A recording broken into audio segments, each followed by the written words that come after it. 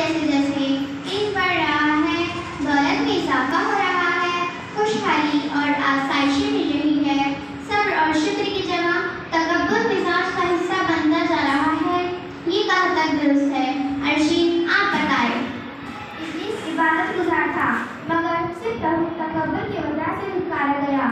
اسی طرح شیطان بھی اللہ تعالیٰ کی لازوال نعمتوں کا مالک تھا۔ کم عمر سے ہی بہت غریب تھا اور اس کی ذہانت کی وجہ سے وہ بہت دولت مند ہو گیا اور تکبر میں آ گیا اور حکم دیا کہ دنیا میں ہی میرے لیے جنت تیار کی جائے۔ اس کے حکم کے مطابق 12 سال کی مدت میں سجاوٹ کے ساتھ ایک جنت نما باغ تیار کیا گیا۔ پھر شیطان خود اپنے لالچ کے ساتھ انتہائی تکبر اور غرور کے ساتھ اندر داخل ہوا۔ بعض علماء وہ مسلمین کو بھی ساتھ لیا اور رات کے بھر سے نماز سفر کرتے ہوئے کہتا رہا کہ ایسی دولت کے لیے تم مجھے کسی اور کے آگے جھکنے اور ذلیل ہونے کو کہہ رہے تھے۔ میں نے قدرت اور دولت تم نے دیکھ لی۔ جب قریب پہنچا تو شہر کے تمام لوگ اس کے استقبال کے لیے جمع ہوئے۔ جیسے ہی پہلا قدم رکھا تو ملک الموت نے اس کی روح قبض کر لی۔ یہ تکبر کے انجام کی بہترین مثال ہے۔ اسی طرح ایک اور متکبر قارون جو حضرت موسیٰ علیہ السلام کے چچا کا بیٹا تھا، بہت ہی خوبصورت ہونے کے ساتھ اس میں یہ کمال تھا کہ وہ بنی اسرائیل میں دولت کا بہت بڑا عالم تھا اور بہت ہی ملنسار اور بااخلاق انسان تھا۔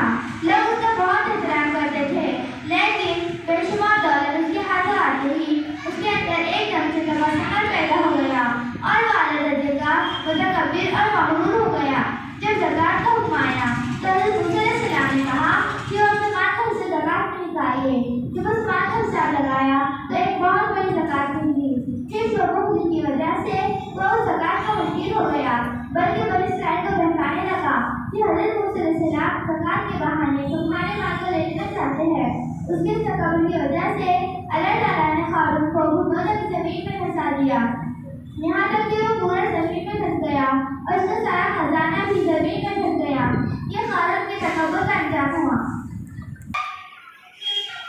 جی ہاں، اسی طرح نمرود جیسا بادشاہ بھی تکبر کرنے کی وجہ سے سزا کا حقدار بنا۔ ہزاروں سال پہلے کی بات ہے، نمرود نام کا ایک بادشاہ تھا، اس کی حکومت تھی۔ اس نے خدا ہونے کا جھوٹا دعویٰ کیا تھا اور جو اسے خدا نہ مانتا اس پر بہت ظلم و ستم کرتا اور قتل بھی کروا دیتا تھا۔ اس دور کے نبی حضرت ابراہیم علیہ السلام بھی نمرود کو خدا نہ ماننے کی وجہ سے آگ میں ڈالے گئے، لیکن اللہ تبارک و تعالیٰ کے حکم سے آگ ٹھنڈی ہو گئی اور حضرت ابراہیم علیہ السلام محفوظ رہے۔